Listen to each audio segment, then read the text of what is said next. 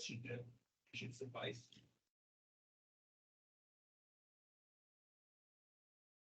Okay, so I'm going to get us started here. Welcome and thank you for joining us. We are recording this message. You should have gotten a pop-up giving you a notice about that. I'd like to begin this meeting by acknowledging that we are in Mi'kma'ki, the traditional territory of the Mi'kmaq people.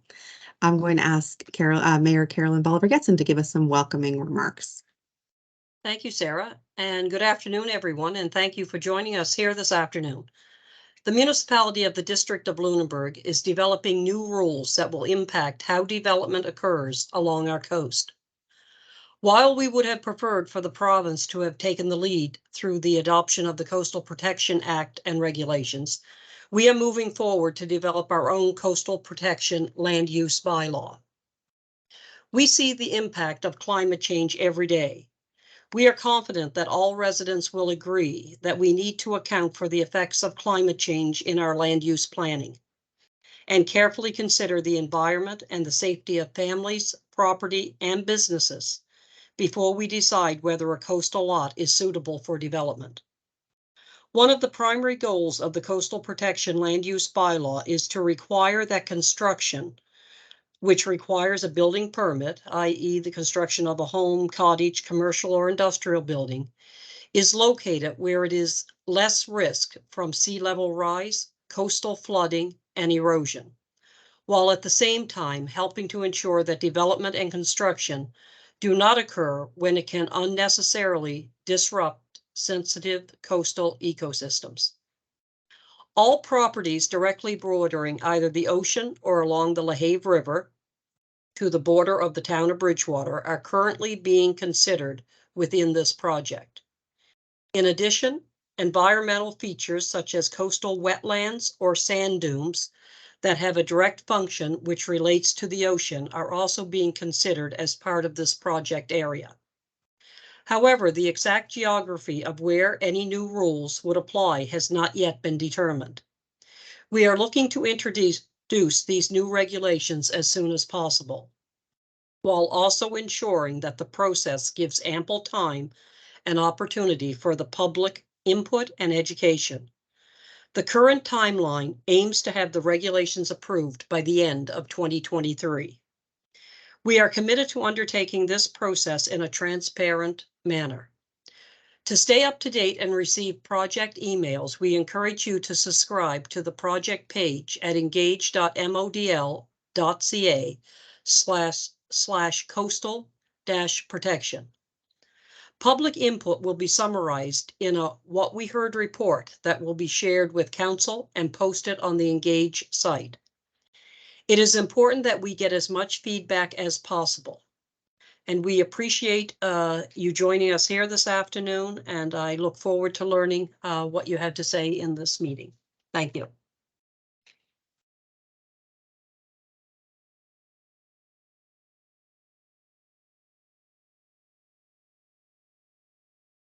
Sarah, are you on mute? Yes, sorry, my mistake. All right. So thank you, Mayor Carolyn. Also on the call today, we have Deputy Mayor Pam Hubley with us, and staff in attendance are Tom McEwen, our Chief Administrative Officer, Jeff Merrill, our Director of Building and Planning Services, Reed Shepard, our Manager of Planning, and we have 3 planners with us today, Jacob McPherson, Ella Gindy, and Liz Carr. So Liz is going to lead us through a short presentation that's meant to provide you with enough background information to help guide some discussion or potentially answer some questions that you might have. After that presentation, we will take time to take questions. We do have additional meetings scheduled on the project website, and I've dropped a link in the chat as well to that website that Carolyn had talked about. You're welcome to attend a future meeting in person or to encourage your friends, family, or neighbors to attend a meeting. And I've also put in the chat an information line. So we are recording today's meeting, including the Q&A portion, which will be put on our Facebook page and YouTube. So if you're not comfortable asking your question knowing that's recorded, you could write it in the chat, or you could also just call our information line after this meeting or anytime during business hours. Finally, if you visit that link in the chat, you can sign up to get email updates about the project so that you would get a personalized notice when the What We Heard report was ready or when we're going out to further public engagement. So if you have if no one has any immediate questions, I think I'll hand it over right to Liz and let her start. Great. Thank you, Sarah. I think everybody can hear me still, right? Okay, great. Awesome. So hello, everyone. Thank you for tuning into this virtual open house for the Coastal Protection Project. My name is Liz, and I'm just going to be guiding us through this presentation. So as Sarah mentioned, the format for today is will include a short presentation presented by me, and we'll finish off with a question period and discussion. There also is that link in the chat that Sarah mentioned. It goes to our website. We have lots of great materials there, as well as an online survey.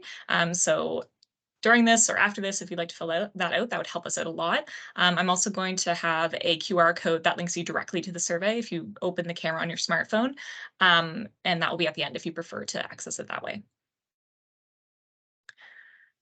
So today's topic is new regulations for coastal development, which are intended to address sea level rise, coastal erosion, and coastal ecosystems such as dunes, wetlands, and beaches. This is the very beginning of the process where we're approaching the public to collect feedback and suggestions of what residents would like to see or that they are concerned about. So the main issues relevant to the topic of coastal protection are climate change, unregulated coastal development and a lack of planning and modal, and the development encroaching on sensitive coastal ecosystems. So the first point there is climate change. The effects of climate change are already impacting coastal communities in the form of increasing occurrences of coastal flooding and erosion.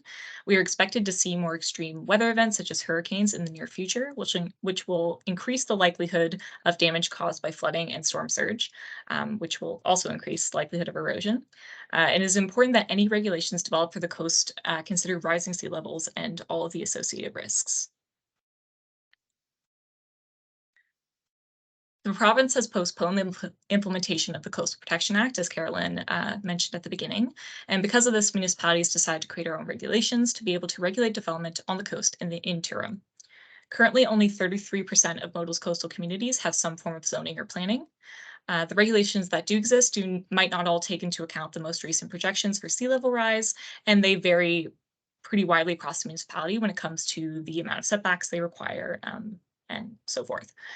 Therefore, Modal is working to create and implement comprehensive zoning that includes coastal development regulations as part of the wider Modal 2040 project. And in case the Modal 2040 project is new to you, Modal 2040 is a multi-year project focused on implementing land use regulations across the municipality to achieve a better future for MODL by the year 2040. Coastal ecosystems such as dunes, beaches, and wetlands play a critical role in protecting the coast, filtering out contaminants, and providing habitat for both plants and animals. Some of these coastal features are already protected by the province through the Beaches Act, and some wetlands that have been identified as being specifically significant or sensitive and were identified by the province are protected through the Nova Scotia Wetland Conservation Policy. But there are ways municipalities can protect these features as well, which will be considered while we're developing these regulations. So Modal's main objectives for the Coastal Protection Project can be summarized in these 3 bullet points here. The first being protecting the coast, protecting built infrastructure and human life, and protecting sensitive coastal ecosystems.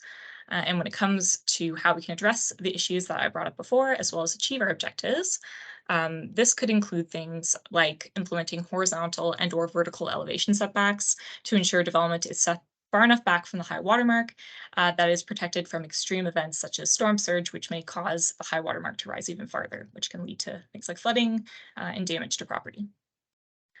There are also alternatives to hardened shorelines, which you see pretty commonly throughout Nova Scotia, honestly, including requirements for maintaining vegetated shorelines or encouraging property owners to restore their shoreline if it has already been cleared of vegetation. Living shorelines are known as an effective and natural way to combat erosion along the shore and are more favorable than hard infrastructure such as rock seawalls or armored walls. And living shorelines not only protect properties on the coast, but they also protect sensitive ecosystems such as wetlands from being disrupted by development. So you might be asking, where will these regulations apply? And I believe the mayor also went through this at the beginning as well, but the areas we're considering right now are properties directly bordering the ocean, properties along Belhave up to the town of Bridgewater boundary, as that's a very tidal portion of the river, and areas with environmental features such as coastal wetlands or beaches. And the goal is to have these regulations approved by council by the end of 2023. And as I mentioned, these open houses are just one of the first steps in the process of developing coastal regulations. And the next steps will include drafting the regulations themselves, conducting additional public engagement on the draft regulations, and finally acquiring approval from council. And there are a lot of ways you can get involved in this process, and everyone is encouraged to have their say. So the opportunities that exist at this point include attending either in-person or virtual open houses, attending free public workshops. We have one coming up on July 15th with an organization called Transcoastal Adaptations, and they'll be presenting and teaching people about Green Shores, which is a living shoreline implementation, I guess, project or system. You can fill out our online survey or add to our interactive map on our website. General comments are always welcome at any point throughout this process. And we also encourage folks to subscribe to the Coastal Protection page at engage.modal.ca. And that wraps up our presentation. So we're open to questions and comments from anybody watching right now. And as I mentioned at the beginning, there's that QR code. So if you do have a smartphone camera, you can link to the survey that way. Perfect. So thanks so much, Liz. I'm going to ask that you either use the raise hand function in Teams here if you have a question, or if you have your camera on and you just want to wave at the camera, that's sufficient too. I think we just have a few members of the public, so any questions? Angela. Hello, everybody. My name is Angela Jorgensen. I'm with Friends of Cherry Hill Beach and also Protect Nova Scotia Coastline, the podcast. And I found out about what was happening at Cherry Hill, I guess, in October. And we have been diligently writing letters and emails and so on and so forth. And I actually had the opportunity to meet with MLA Tory Rushton, who was also the Minister of Renewables, Natural Resources and Renewables, who had mentioned that he was going to have a meeting with you, Ms. Bolivar, as well. I'm not sure if that actually happened, but he had some concerns over some contradictions that I received in a number of emails. So the last email that I had sent to both Modal and to the various levels of government, MLAs, climate change, was the fact that there's also something called the Tourism Accommodation Act. And I had asked whether or not they were going to enforce that. And they said that was Modal's responsibility. And then Modal said it was their responsibility. So at this whole process, there has been a lot of frustration because we're just going around in circles. It just seems like nobody seems to know what's happening. And we certainly don't want to see Cherry Hill turn into Green Bay. Dunes were destroyed there. I brought that to Mr. Rushton's attention. He just ignored me. I basically call him every day or every second day trying to get answers. And people just keep saying, no, it's this one's responsibility. So I'm just hoping you can address that as well, because by the looks of this presentation, it seems like we're only talking about places like Crescent Beach, which is the hot topic right now, when we have a whole province that is under all this destruction. You look at Scotts Bay, you look at Heartland Point, you look at Cherry Hill, and why can't we place a moratorium? If the government is saying it's in your hand, do you have the power and the responsibility to say, no, we're going to put a moratorium on this until we figure out what's happening? And one last thing too is that Cherry Hill has just been recently designated a nature reserve. So here we have this beautiful beach, this beautiful nature reserve with the piping plover and other species, and yet we're going to put 20 to 30 RVs directly across from that. And I can guarantee you, when you look at Green Bay, it doesn't stop at just one RV park. So I'm just hoping that you can answer some of those questions for me. Thank you. I appreciate it. So I'll send it to you. I see that Tom has his hand up, and I Yeah, believe I was that he thinking can respond to all of those in our process that we have taken. Yep, Tom, over to you. Just have to unmute. Thank you for the question. So it's going to be a bit of a long-winded answer. So under the Tourist Accommodation Act, that was put in place some number of years ago, it had sections that specifically dealt with campgrounds and provided a very prescriptive set of rules that campgrounds had to follow under the provincial legislation. So that legislation was in place until 2019. And in 2019, the province introduced the Tourist Accommodation Registration Act, which replaced the Tourist Accommodation Act. And the Registration Act did not include the section that had the campgrounds in it. So it was provincially regulated. The province did away with its own regulation, put in place new legislation that didn't include campgrounds. And then we have asked if the province would reincorporate the sections on the campground into the Tourist Accommodation Registration Act. And we haven't received a favorable response yet. So if the minister suggests that it's our responsibility, I would suggest it would be again pointed out to him that it was provincial legislation. The province changed the legislation, got rid of the rules, and hasn't put any new rules in place. And to suggest that that's automatically downloaded to the municipalities, I think is erroneous. We do have the ability through land use planning to control land use, and we can indicate where campgrounds can and can't go. But the rules the province had in place under the Tourist Accommodation Act went far beyond just where they're located, into not only the operations and where things had to be situated, but also include investigative powers by provincial staff that would have worked under that legislation. So it was a completely provincial scheme, operated by the province, enforced by the province, and then removed by the province. And it's left municipalities like MODL that didn't have land use bylaws in place throughout the whole municipal unit, scrambling a bit to put in place the mandatory planning that the province is requiring us to put in, and trying to pick up all of the gray areas that we're locating. Another example is bare land or phased-in condominiums, which are exempt from our subdivision bylaws. And so that's another example of an area where we're trying to catch up on our land use planning on a provincially mandated jurisdiction.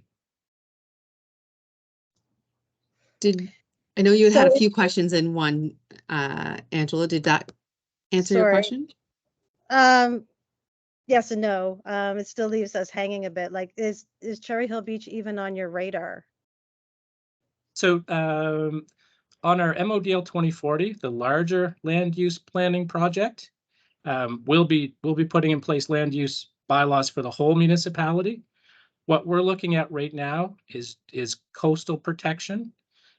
We did ask the province to introduce a moratorium on coastal development until such time as the Coastal Protection Act and its regulations could be proclaimed. And we haven't got a positive response on that either. And as the mayor indicated in her opening remarks, we're moving forward with the coastal protection as a special project because of the things that have taken place recently along the coast in MODL. So is that referring specifically, obviously, to Crescent Beach, because that's quite horrific in itself, but are RV parks going to be included in what you're proposing?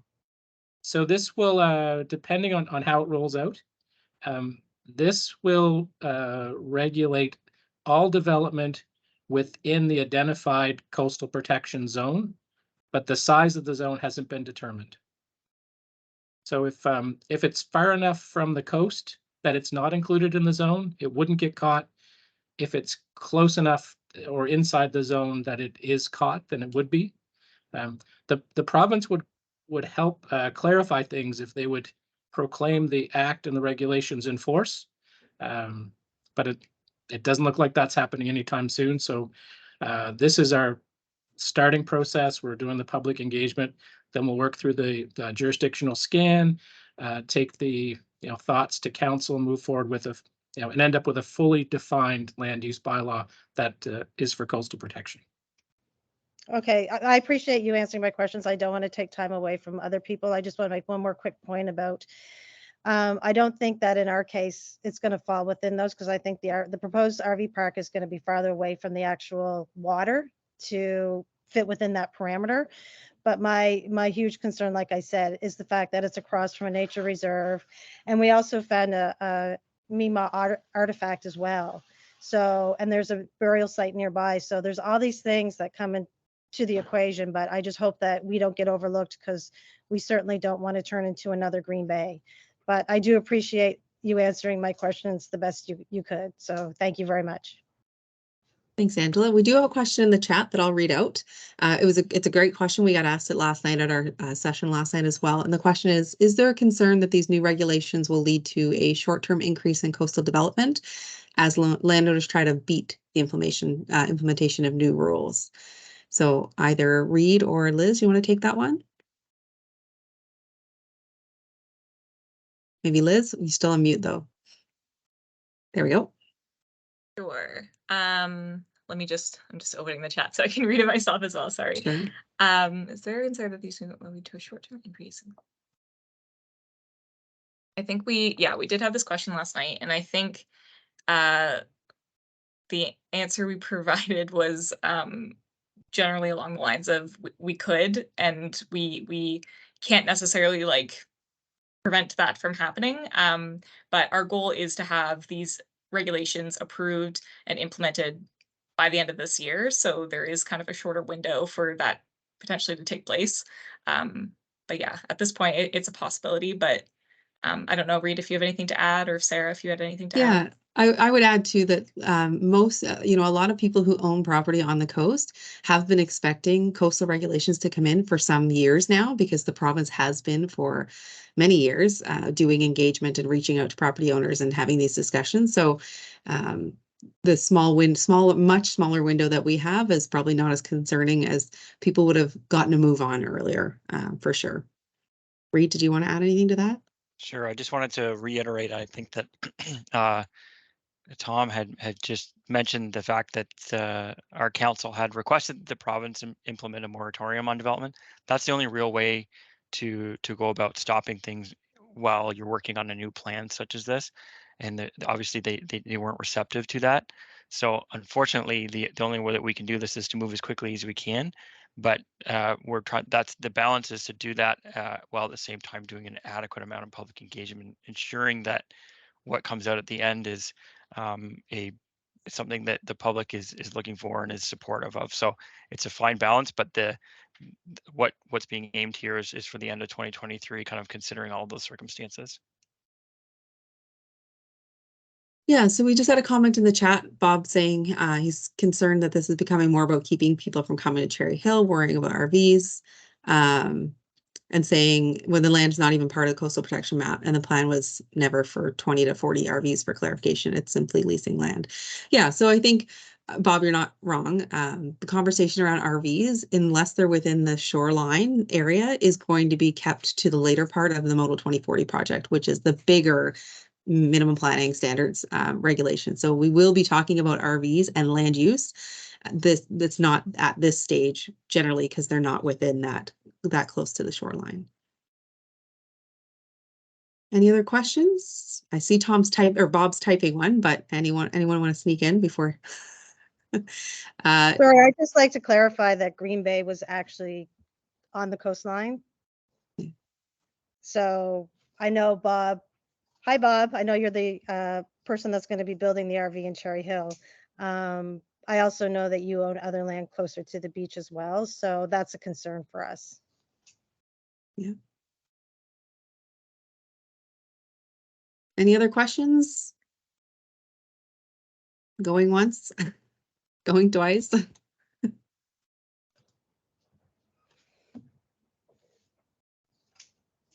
Okay, so I'm send in gonna. one last thing. Sorry, Yeah, sure. I would love to extend an invitation for any one of you to come on our podcast, Protect Nova Scotia Coastline, the podcast, just for information and just to inform and educate. We'd really appreciate that. Thank you so much. All right, I'm going to close out the meeting, but again, in the chat, there is information on how you can reach, and on your screen, how you can reach us to ask more questions. We really appreciate it when people call and have one-on-one conversations. We can go into a lot more detail and especially talk particularly about specific pieces of land. So thanks for joining us, everyone. Thank you. I appreciate you taking the time. Thank you. Have a great day. Thank you all.